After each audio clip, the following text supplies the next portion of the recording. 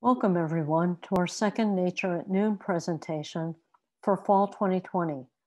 Nature at Noon is a collaboration between the Biomimicry Center and the ASU Library. This series explores the potential of nature to inspire sustainable innovation.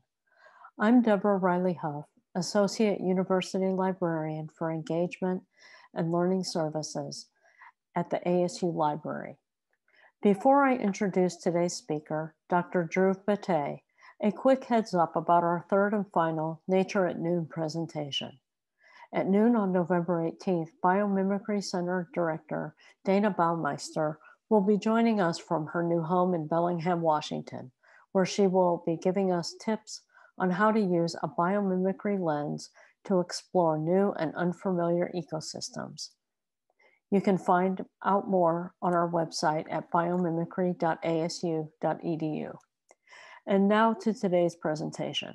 According to a 2013 issue of the prestigious journal Science, nature excels at building durable, lightweight, and strong materials. These characteristics are a kind of holy grail for materials engineers. Thanks to new visualization technologies and advances in 3D printing, bio-inspired materials are getting closer to becoming reality. These technologies are making it possible to not only design, but also to manufacture new materials that can resist or heal fractures, absorb shocks without bucking, or bend without breaking. Dr. Dhruv Batte is at the forefront of this research. How nature combines materials and structures to optimize mechanical performance is the focus of his lab on the ASU Polytechnic campus. Dr. Batte has received funding from both corporate and government sponsors, including recent grants from NASA for the development of bio-inspired 3D printed structures for use in spacecraft. We're thrilled to welcome him to Nature at Noon to talk about tough stuff, exploring the material world of nature.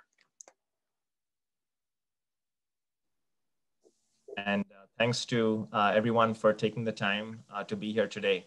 And I also want to acknowledge the Biomimicry Center for really giving me the opportunity to take these ideas and these interests that I had. And it was the first funding I ever received to pursue any kind of bio-inspired work was a seed grant that I got from the Biomimicry Center, which also led me to a workshop where I met some like-minded folks. And a lot of what I'm going to talk about today has really emerged from those conversations that started about 3-4 years ago now. I hope I'm not going to be comprehensive with the discussion on natural materials. That's not my aim today, but it is to give you all a feel for particularly how we are using design, computational design techniques, and additive manufacturing to try and take bio-inspiration and realize some functional benefit in engineering applications. As Deborah said, I work within the Polytechnic School. So we have an innovation hub in Mesa, on the Mesa campus. And that's where we do all of this work. Before I get started, I just have a one-slide introduction of what my group really does.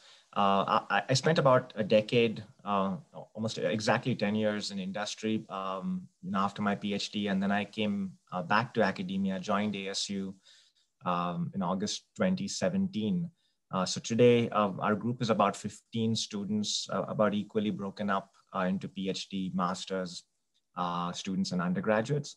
And as Deborah said, most of the funding that we've received has come from NASA, some from America Makes and the Air Force Research Lab. But within the realm of bio-inspired work, it's really NASA and the Biomimicry Center that have supported our work.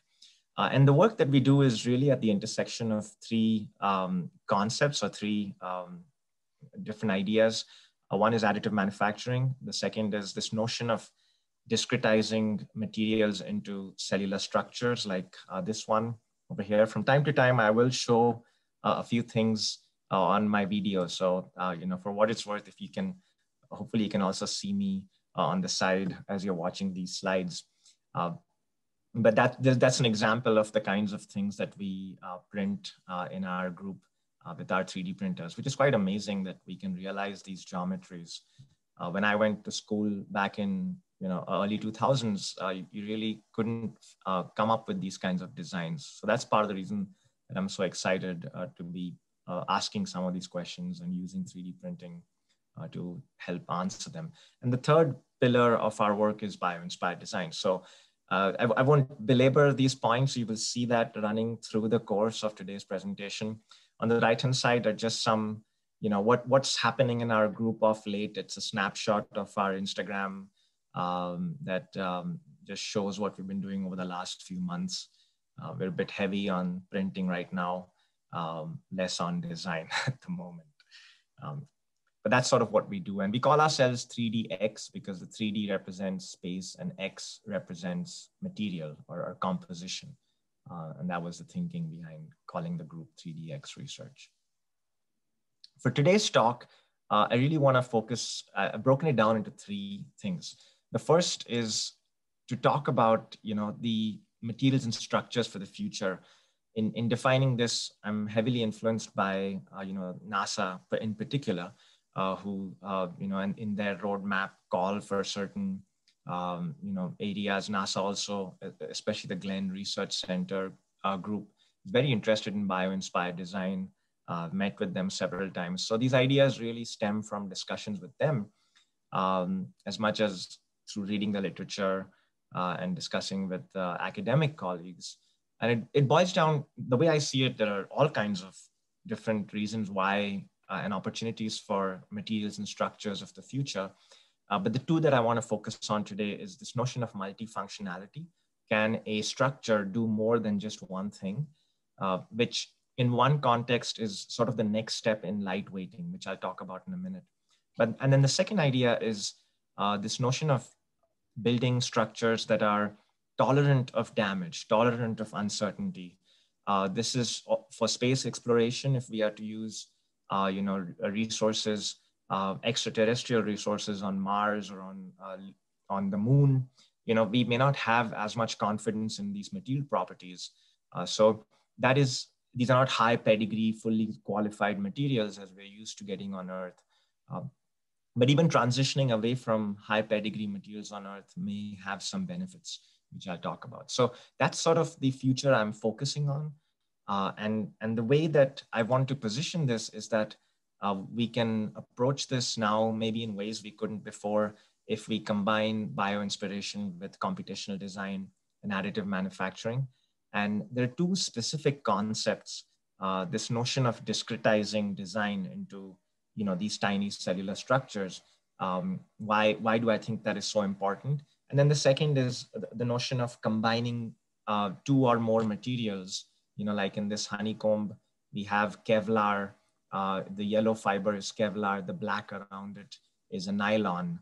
So that's what I mean by multi-materiality. So those are two ideas that I will try and connect back to materials and structures of the future. And then I want to end with three examples within this domain that we are pursuing in our group. They're all at different levels of maturity, and I hope they spark some ideas.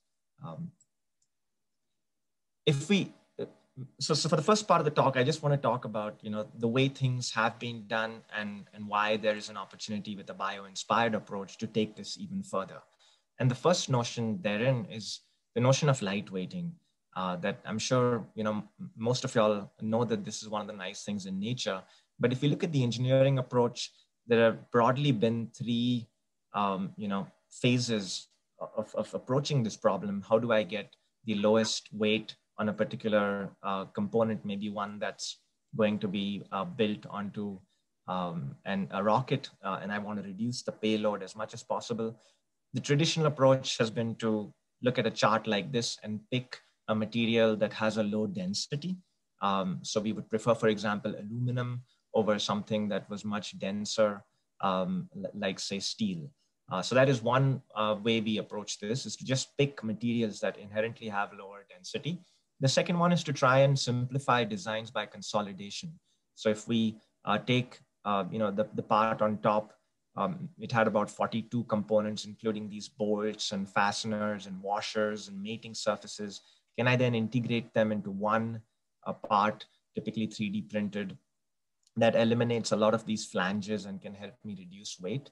And then the third part, which has really come to the fore in the last decade in particular, is this notion of topology optimization, where where a computer simulation removes material wherever it finds that it is not doing much work. So these are sort of the three ways, we can and have been lightweighting. Topology optimization is the newest and the latest feature, which really has required 3D printing to come to the fore because it was really cost prohibitive, sometimes impossible to make features like this. But that's sort of been how we've approached lightweighting. And if you look at nature, nature employs, all these strategies in combination to a degree. Nature does not penalize or does not place a very high premium on finding the best material. It works with whatever is available, but then combines ideas of topology optimization. We see this in bone, as well as if you section any of these structures, you see a lot of detail within where design is controlled and specified at both a large scale and a small scale. So this is one idea that we're looking to employ as we try and move the lightweighting discussion to the next level. That's one concept. The second idea is closely tied to the way we approach material selection. And the opportunity here is that if you look at, I'm sure we're all familiar with, just the sheer abundance is not the right word, but the sheer amount of plastics that we are generating, of which a small fraction is recycled or a small fraction is incinerated and the rest is, ending up in landfills and oceans and elsewhere. And if you look at a property chart for something like, I don't have a lot of charts, only 4 or so, I think, in all, but I think this is an important point I want to make, is that if you look at the regime of Young's modulus is a measure of how stiff a material is, and strength is a tensile strength is a measure of what is the maximum load it can bear before it breaks or fails. And these are two metrics that we as engineers are always interested in optimizing for. And in a best case scenario, we'd like to be, for most applications, very strong and very stiff. And plastics achieve that in a fairly sizable range. Of course, you have metals and ceramics as well. But right now, if I was just to look at plastics and their close relatives, elastomers, which also include rubbers, we find that there are many natural materials that are in a similar regime, and from a property standpoint. So the question is, why are we not using more natural materials in our manufacturing of products? Why are we still relying on plastics? And one clue to that lies in the fact that the advantage of using plastics and elastomers, this is not the only reason, but one of the reasons is that we can standardize these to very strict specifications. We can define a polymer like nylon that this little plate is made out of, and to a fairly high precision. But when we look at natural materials, we just look at one example, which is how would you construct your home if you were a social insect like a bee or a wasp. We find that these insects are using different materials that they have evolved to use, that they have found in their environment, etc. So nature can construct homes out of beeswax, out of paper, and out of mud or clay type materials and achieve similar functionality.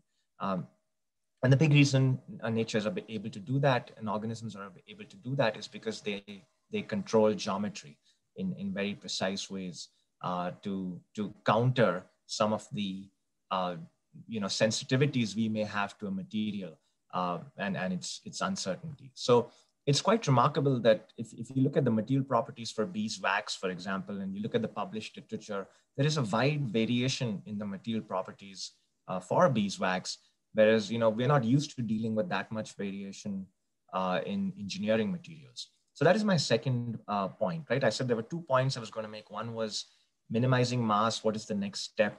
And the second point is being tolerant to variation and uncertainty and damage. And I think both those ideas and taking those ideas further is what is exciting about designing materials and structures for the future. So I want to end this first part by essentially saying what is the point? What is my research question here? And the way I'm framing it here, which is a bit abstract, but also has a practical implication, is to break it down into two things. One is we think of structure when we think of, you know, the fact that the part that I'm holding has a particular design. You know, if we look at this Venus flower basket, this a sea sponge, it has, you know, an intricate lattice-like structure. So that is part A. There is some design element there. But in addition to that, if I look at each of these individual fibers and, you know, try and study them, they are a glassy silica-like material along with some protein. So that is what I would call material. So that is the material. You put material and design together and you get this Venus flower basket. Same thing with 3D printed parts. You know, this is made of nylon 12, but they are 3D printed in different designs. So I could have the same material printed in what we call an octet truss lattice, or it could be a cubic lattice like this, or it could be, you know, just what we call a square honeycomb pattern, where it's just two-dimensional. So we can generate all these different structures using the same material, the same underlying composition.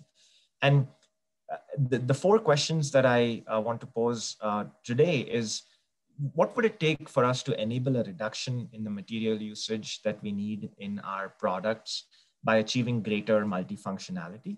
Secondly, can we combine composition and design so that we can enable damage tolerant structures and promote self-healing, like we see in the case of the previous example with the insect nests? From a material standpoint, one of the what would it take questions is, what would it take to replace plastics with natural materials? Because after all, if you just ask the simple question and you look at it from a material standpoint, there is significant overlap in the material property domain. So why are we not able to do this beyond, say, traditional basket weaving and a few applications here and there? Why is this not scaled beyond its current use? And then secondly, within the composition aspect, can we increase our tolerance of uncertain properties? This is really sort of a NASA question, that when we do start to build habitats or structures and put 3D printers on the moon and in space and on Mars, you know, how will we work with materials that we do not have this pedigree on, where we don't have decades of testing on? We really are working with materials that have uncertain properties.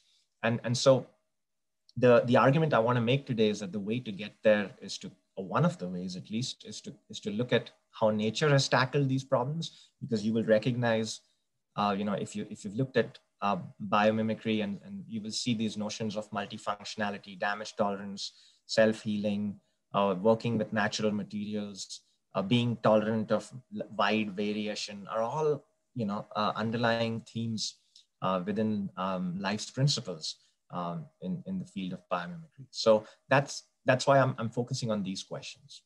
So, but with that being said, let me shift gears into, you know, how do you take this and translate this? So I'll end with some examples that show how we are actually converting these somewhat abstract ideas into actual physical, you know, parts that we can test.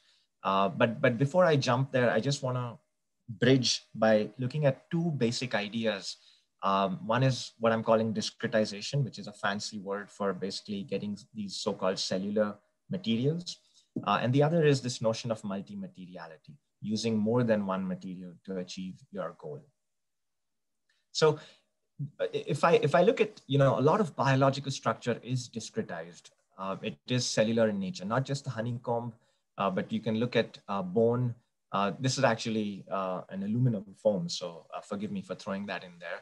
But it is an open cell foam, fairly common, fairly similar to what we see in bone, for example, and other structures like the one that I just showed. And then we also see, you know, this discretization of scales on a fish or on a reptile or the snake, for example. It is not one continuous surface. it is not one homogeneous solid block of material. If you go down to a fine enough scale, you will find that it is discretized in some way. And part of this is because it is the approach that enables growth and development in biological organisms. But there is a big part of it that is also down to the fact that it has some inherent advantages, some functional benefits to discretize it in this manner. So that is point number one, that nature discretizes structures more often than not. And then point number two is, again, a fancy word for a simple idea that nature will allocate different materials in structures in different regions. If I look at, and I'm not just talking about composites. We tend to think of, two different materials as being a composite. After the first year of a honeycomb, the honeycomb walls go from being beeswax to also being infilled with some silk from the cocoon of the larvae that came from the first generation. So that those silk fibers now get embedded in the beeswax. And then we have a composite of beeswax and silk. But here, what I'm referring to more is what we call in the additive manufacturing community as just multi-material. So this is a good example of a multi-material structure that I'm showing in the video. It's a little wheel, where the center of it is made with a stiff plastic, and the outer, the tire is made of a soft rubber. And all this was 3D printed on one printer at one time. So it wasn't assembled later.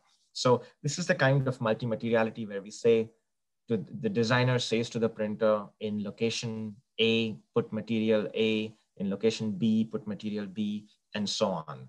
And we see this in nature, the sutures, I have this coyote skull, but you can see this here as well, much better in the picture here, that you can see these little sutures that are present that you might be familiar with. And if you look inside those sutures, you find that there is some collagen in addition to the mineral bone that constitutes the majority of the structure. We see the same thing in the Venus flower basket, that there is the dominant glass type material, the silica, but then in addition to that, there are these proteins that are soft tissue that are blended in very strategic locations.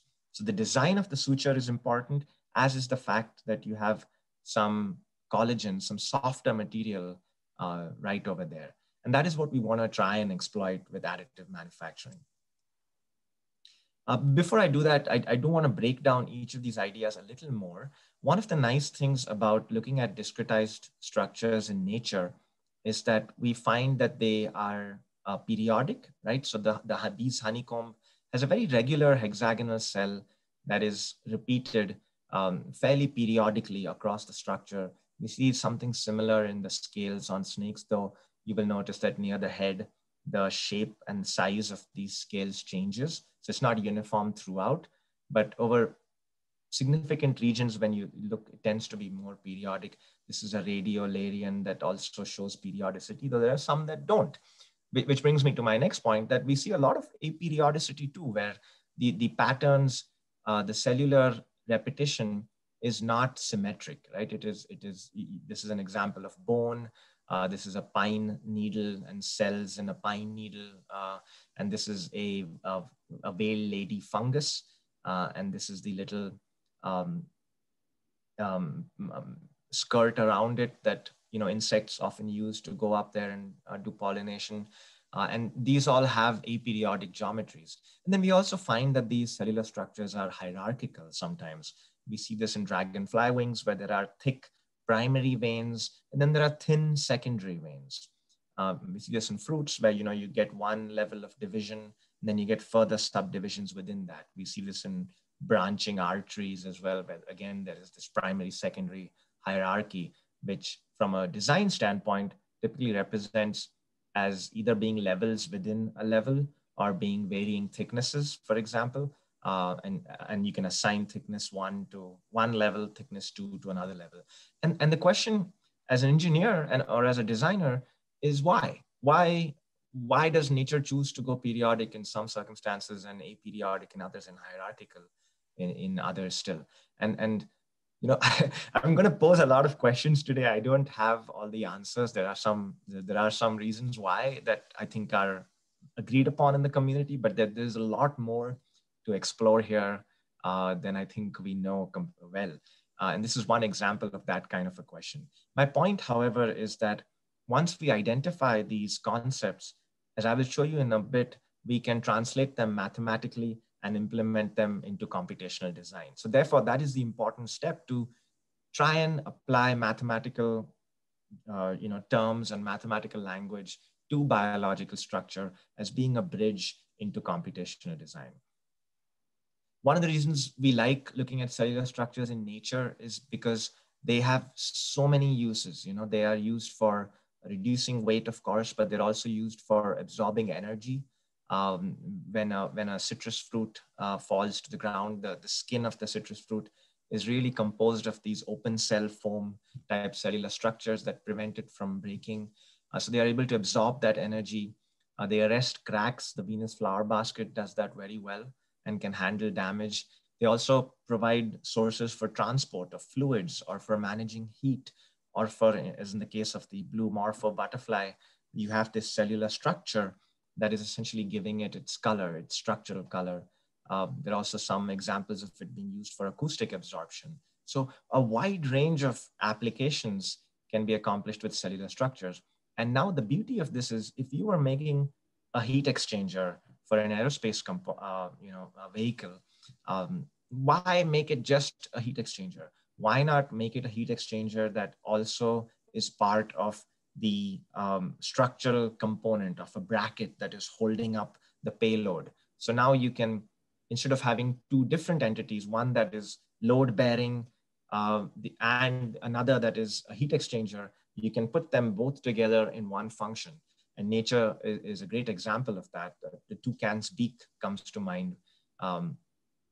Nature also uses cellular materials to infill surfaces. So I may have a surface like this, a thin surface that I want to stiffen. So I can use infilling to stiffen that structure. And we see this in engineering applications, from the Orion spacecraft all the way to the shopping basket, right? That we all use, minimizing materials by infilling using cellular geometries. Nature also does this in volumes. If you look at the spicules of a sea urchin, the little spines that surround the sea urchin, and you cross-section them, you find that they have a very cellular-like geometry. And we exploit these ideas in design. We take these ideas and we can infill. This is a turbine blade or a jet engine blade. This is a bicycle seat. And again, we're using these ideas of, there is a reason why this has the shape it has. It's meant to create thrust, or it's meant to, be a comfortable chair for an athlete to sit on. But given that shape, can we reduce its weight or improve its energy absorbing properties by infilling it with cellular materials? So again, we're borrowing that same idea. And then the one that I'm very interested in our group is, we are really looking at multifunctionality. If you look at the humble honeycomb, it's been studied for 2,000 or more years. There's still little things that we are finding out, like why does the honeycomb, if you look at the wall of a honeycomb, if you were to cut it through one of these walls and you look at the wall, it has this sort of matchstick-like appearance with what we're calling coping on top. So what is the function of this coping, and how does that play into the overall need for the honeycomb to rear young bees, store honey and pollen, provide a platform for honeybee communication, enable heating and cooling so the temperature can be regulated. There's even some publications that the honeycomb structure aids in transmitting vibrations. It also aids in controlling humidity. This is remarkable, the level of multifunctionality that one fairly straightforward structure, at least on the surface of it, is able to accomplish. And another remark, and another point that is related to that is the way nature achieves multifunctionality is by gradually breaking symmetry. So look at this little sphere over here. No matter how many times I rotate it, it will always recover the same shape. So it has a high level of symmetry, but for say a flower with five-fold symmetry here, I've reduced the symmetry, I've broken it. So the sphere actually was much more symmetric, but now I'm gradually breaking symmetry. Now this flower has some shape. That shape has some function, maybe to attract pollinators, for example. And if I was to break it even further, I can get bilateral symmetry, like the fly, and the functionality of the fly is also greater. So one could argue.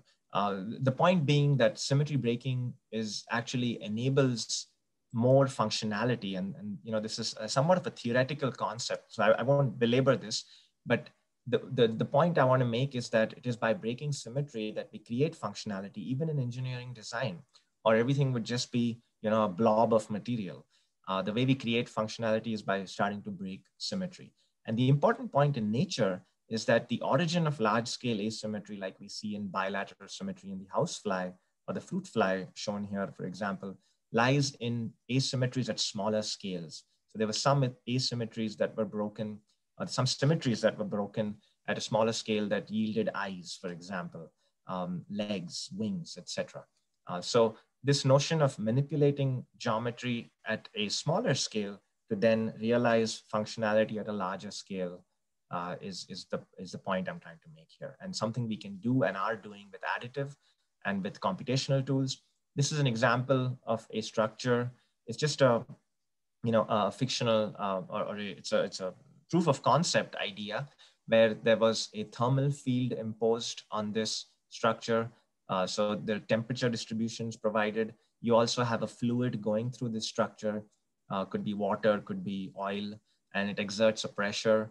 And you want, in addition to that, it is experiencing some stresses. And you want to design these structures such that they have an optimum distribution of cellular structures.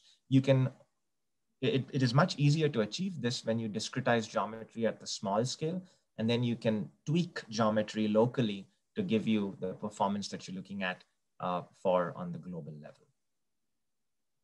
Last point I want to make before I show you some concrete examples is damage tolerance. Sort of one of the holy grails of engineering materials and structures is, can we make structures that can continue to perform in the presence of damage?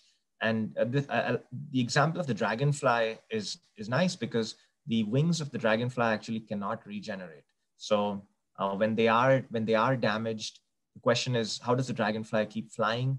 And there are a couple of publications out there. This is, all the ones that I found were in the last 8 years or so.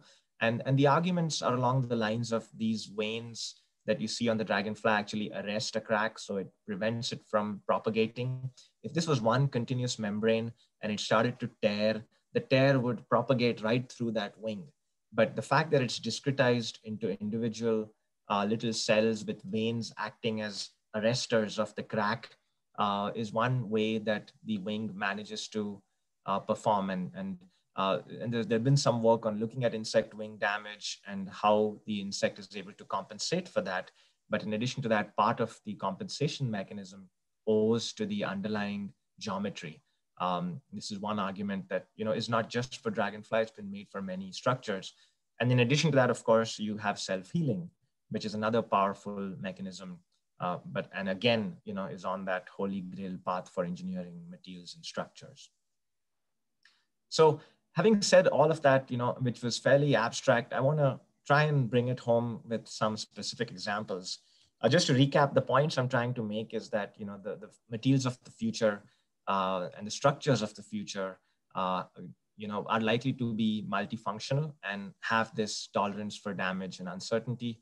And I hope I conveyed some idea that these ideas, if we are able to mathematize and digitize and then work with the notion of discretization and work with multiple materials and eventually manufacture these structures, we can realize these geometries maybe better than we could before additive. So I'm going to give you all 3 examples from work in our group. And the first one is one that we just published this week, as a matter of fact, and which had its origins in a biomimicry seed grant, the one that I mentioned at the start.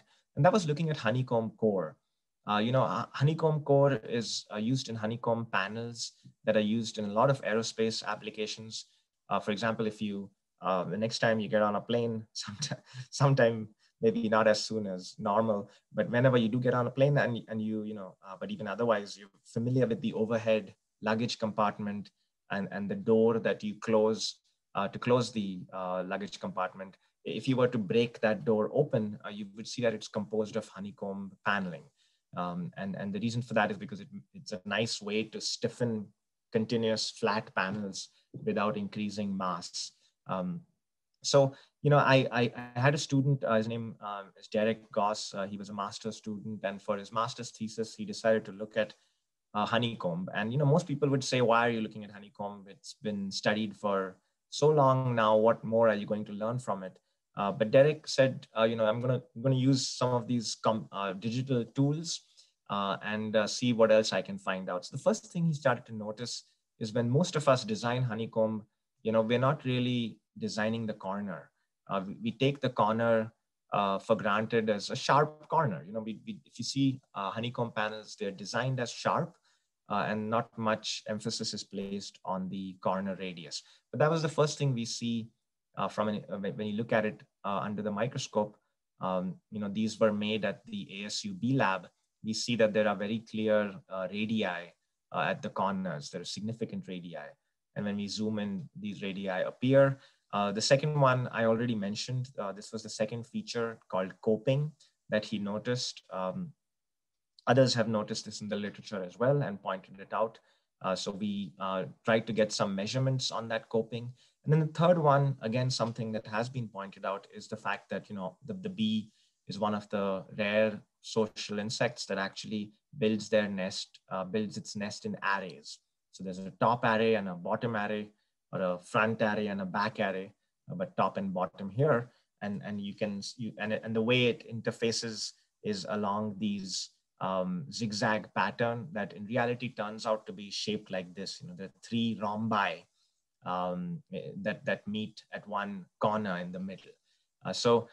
These were the three different parameters that we have not typically incorporated into honeycomb panel design because it was very hard to create that, and it still is. But now with 3D printing, we can make these geometries, we can test them. We still have the challenge of how we can scale it economically to compete with the way honeycomb panels are made today. But the first step is to try and see, is there any functional benefit from a structural standpoint? There could be from other reasons, but from a structural standpoint, these three designs, do they do anything to the strength? Do they improve the strength of the honeycomb panel?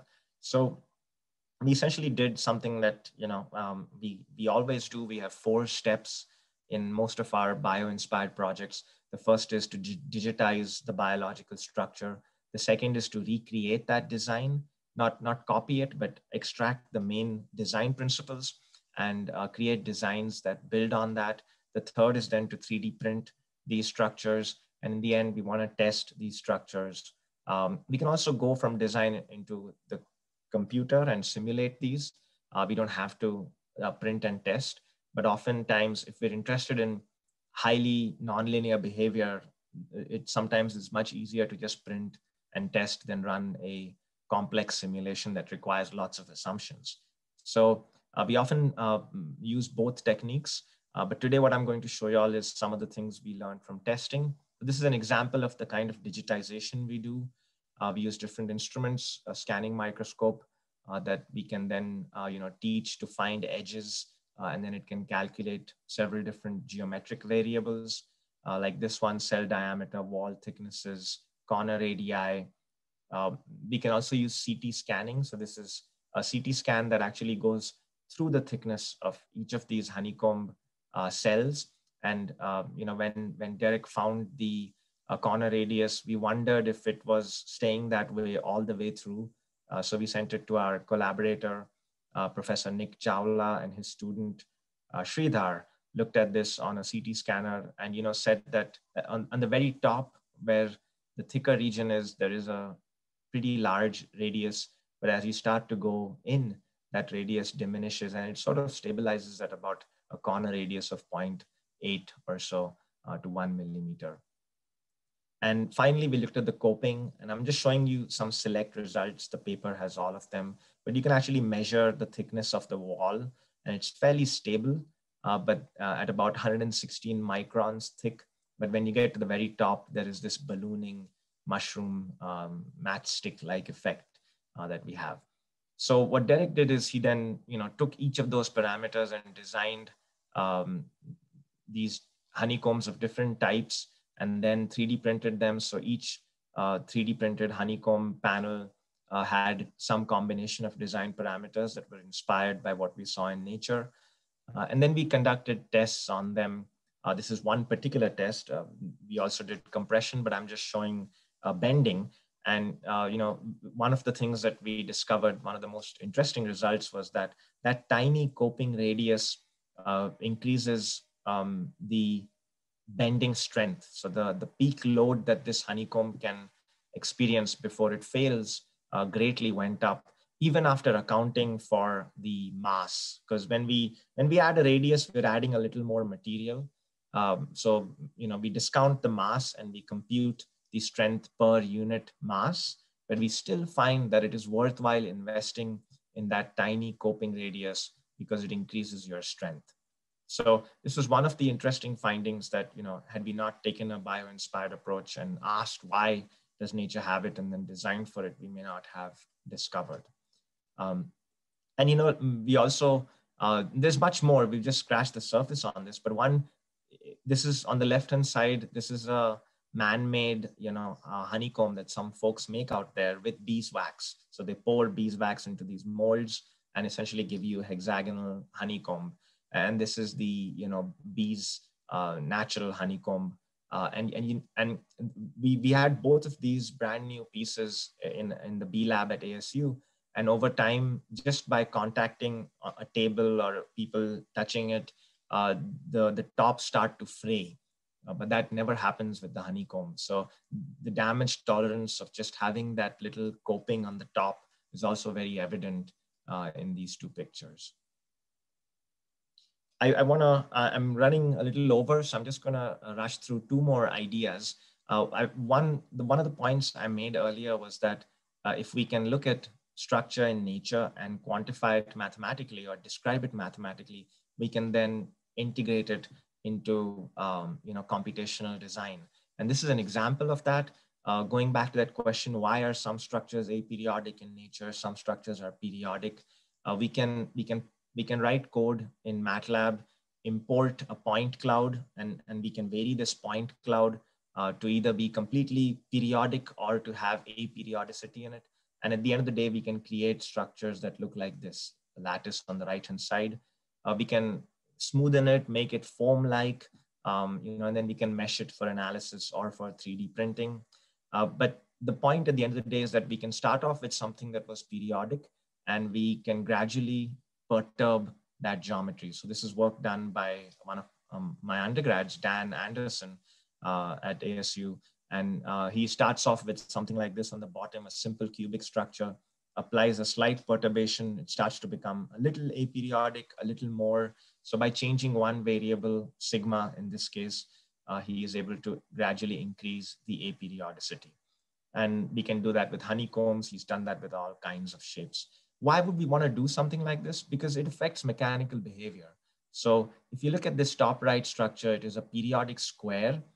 And one of the things when we want to make an energy absorber, for example, like we have in helmets or crumple zones in cars, what we really want to do is absorb a lot of energy, but not transmit too much force to the skull in the case of a helmet.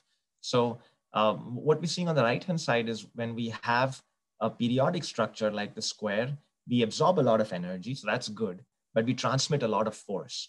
When we have something like in the bottom left, a little spiral structure, we don't transmit any significant force at all, but we don't absorb a lot of energy either.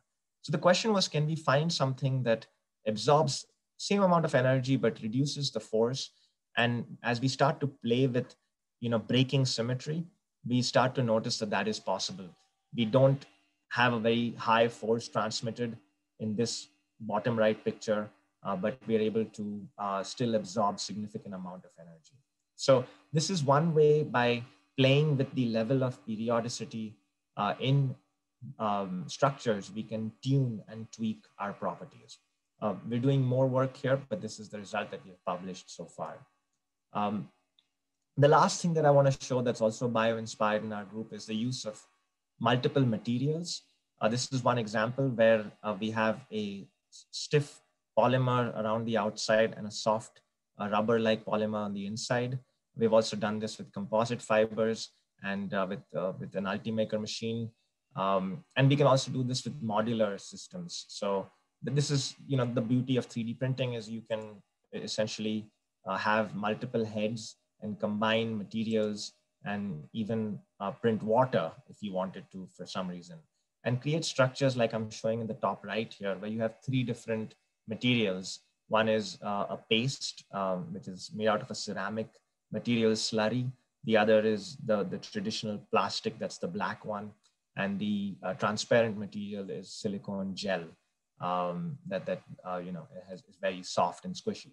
So you can combine these 3 materials to get very interesting properties as well.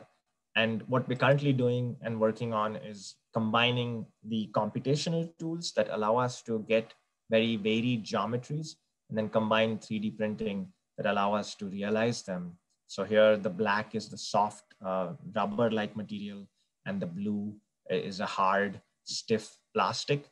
And by combining those 2 materials along with the ideas of asymmetry and aperiodicity that I just showed, we are seeing we're studying the energy absorption of these structures that seem to have some very interesting properties. Okay, so I want to summarize my talk by restating my earlier premise that discretization and multi-materiality, these 2 ideas, especially when we put them together, have the potential to advance design. And the way to get there, or one of the ways to get there, is by blending bio-inspiration with computational design and additive manufacturing. I know I showed a lot of things that are in flight, they are in progress. That's just the nature of research. I hope in a few years to have closure on those projects that we've started to work on. And I want to end by just acknowledging the students that did this work: Dan, Irving, Mandar, and Yash. As you can see, they're still working on it. Many of their PhDs are in these areas, and it's a big part of what they are working on. And collaborators, Professor Pennick and Professor Lee, who I met at the biomimicry workshop. A lot of these discussions initiated there. And nowadays we work a lot with Professor Nick Chawla at Purdue, used to be at ASU. Dr. Osturk runs the B Lab at ASU on the Mesa campus. And Dr. Grishin does a lot of our computational work that I haven't shown today, but is what they do at PADT, a small business in Tempe. And finally, I'd like to acknowledge support from NASA Biomimicry Center and a software called Entopology. Those folks have really been very supportive of our efforts and have one of the best design softwares out there for doing this kind of work. So with that, I'd like to close. Thank you for your patience. Thank you for listening. I appreciate it. I'd be happy to take any questions or comments. Thank you. Thank you so much, Drew, for just such an interesting talk. I feel like I have so much to think about. It was really fantastic. Thank you. So we have a little time. If we have some questions here, we would like to accept your questions. You can put them in the chat, or feel free to ask them yourself if you like.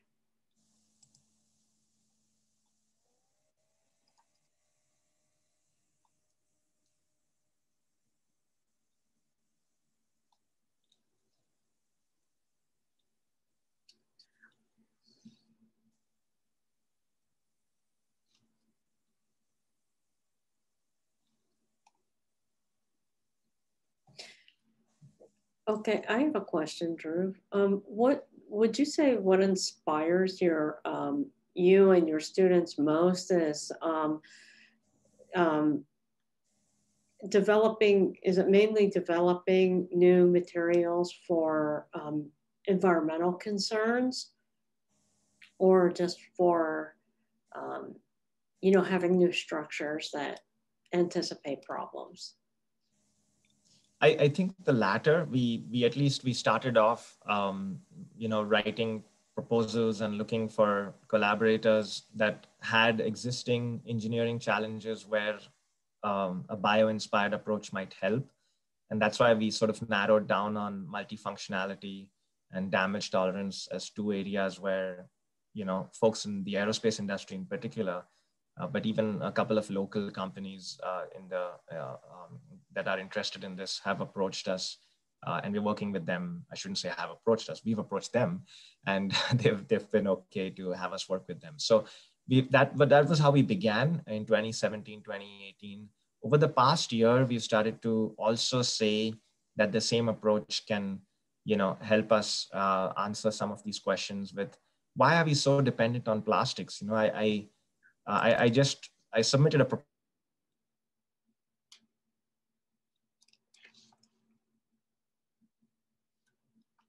Yeah. Okay, so we also have some questions in the chat here. One is, do you find any examples of metamaterials in nature? I don't see the chat because I came back. So could you ask? Oh, that's okay. Yes. Well, you're getting a lot of thanks for a beautiful presentation. But one of the questions was, do you find any examples of metamaterials in nature? Yes. In fact, you could argue that, everything that I just talked about that I'm calling cellular materials is sort of a metamaterial. And essentially, what is a metamaterial? It is, in the context of material science, it is really the use of design to achieve a property for a material that you would not have gotten from the material by itself. So aluminum is a soft material, not in and of itself, not the best energy absorber. But when I make aluminum honeycombs, suddenly I can get great energy absorption out of them. So everything that I just showed, you could argue is a metamaterial. Now in the engineering community, we tend to use metamaterials for really tiny scales. We distinguish them from larger structural cellular solids like honeycombs.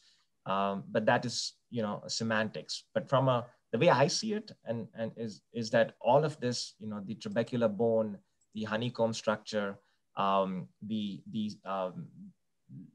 Venus flower basket and its tiny lattice structures, the scales are all really prime examples of metamaterials. But if you ask some other folks, they will say that a classic metamaterial is how the blue morpho butterfly gets its structural color. And it's at the nanometer scale, the sub-micron scale that these geometries are achieved, which, there are very few 3D printing processes that can achieve that. And then they tend to make very small parts. But yeah, the short answer is they're abundant. Interesting. We've got another question here. What is the best non-plastic material, bioplastic, that you have used? So the short answer is that we haven't used many enough to know yet. And that was part of why we wrote the proposal, because we wanted to try a few different combinations. The one that we have had the most experience with is not a bioplastic, but it is a water soluble polymer, and that's polyvinyl acid with PVA. The ones that we were proposing to use was something called polycaprolactone, PCL, which is often used to make bone scaffolds, but combine it with collagen. So folks have been 3D printing in collagen. The idea was, and still is, to combine multi-materiality to overcome the inherent limitations of each of those materials individually, which there are good reasons why we don't, make chairs out of, I guess we do make chairs out of natural materials, but we don't make, a lot of components that are today made out of plastic. We don't make them out of biological materials.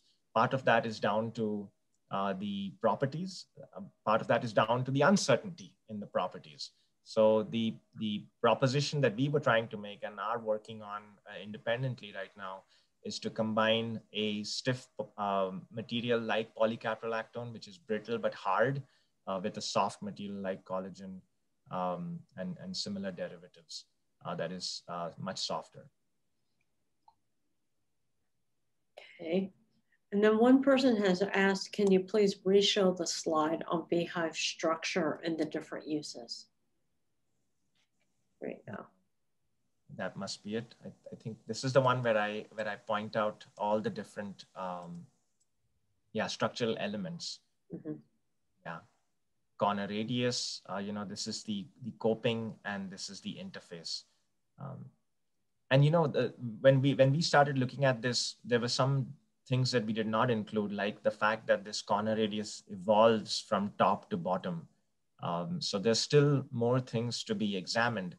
And the traditional approach has been that you would model the honeycomb essentially by modeling it as a hexagonal structure. Why spend so much time on these second order design variables? But the point I think that, our paper showed, and even this anecdotal study, which, we are trying to look at a little more now, is that they have some unique benefits when it comes to tolerance to damage and increasing strength. They may not affect the overall stiffness, which is, just when you deform something a little bit, these tiny second order designs may not have a big influence.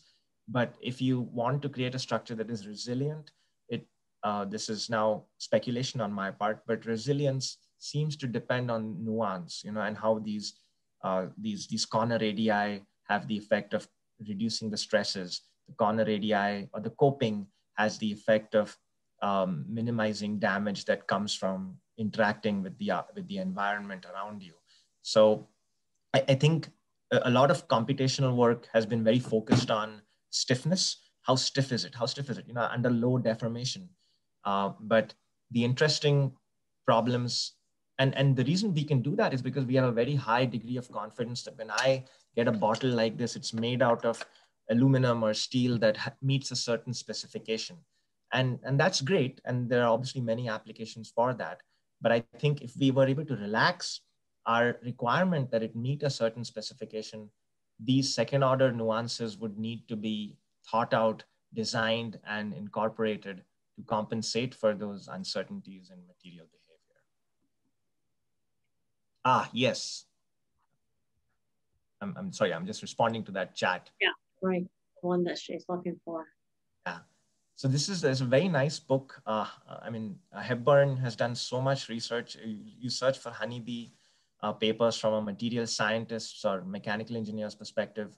Hepburn is pretty much the person that's written most of the, is involved in most of the papers. And just a few years ago, actually, I don't know if I think she or he published this book, Honeybee Nests. They published this book called Honeybee Nests. And that's where they list all these applications that people have cited in the literature. And the one that mechanical engineers focus on, obviously for good reason, is this one, right? It provides a structural framework that minimizes the mass and is still able to bear the loads placed on it. But there are all these other ones, including temperature management, that you could argue we don't care as much about rearing young bees in engineering applications, but the thermal management and the acoustics is of great interest. In fact, today, so not to belabor this, but one of the exciting multifunctional applications for honeycombs is indeed to put a little mesh in between the cells, and it absorbs some of the acoustic energy that aircraft engines generate. And that's one of the exciting areas where people are pushing honeycomb design. That's great, because I've noticed that it's really loud if you're sitting next to the engine. I never realized how loud it was until I tried to watch a movie on my iPad and realized I couldn't hear it. Yeah. Over the engine noise that you kind of just take for granted that it's there, but it doesn't seem to be that loud until you compare it to something and realize how really loud that is. Yep. Yeah. And funnily enough, I think America's largest manufacturer of honeycomb panels is a company called Hexcel, and they are right here in Casa Grande. And they are the inventors of that noise absorbing honeycomb. Yeah. And they put an interface in there. They put a little piece of mesh in there, right in the middle of the honeycomb panel. Fascinating. Okay, well, we're at 1:05 and it looks like we've gotten through all of our questions. Dhruv, thank you again. This has been just a really interesting, fantastic presentation. And we've all enjoyed it, and we will have it up online soon, and we'll send you the link. Great. Thank you so much, Deborah. Thanks, everyone. Appreciate it. Thank you. Bye. Bye-bye. Thank you. Have a good day.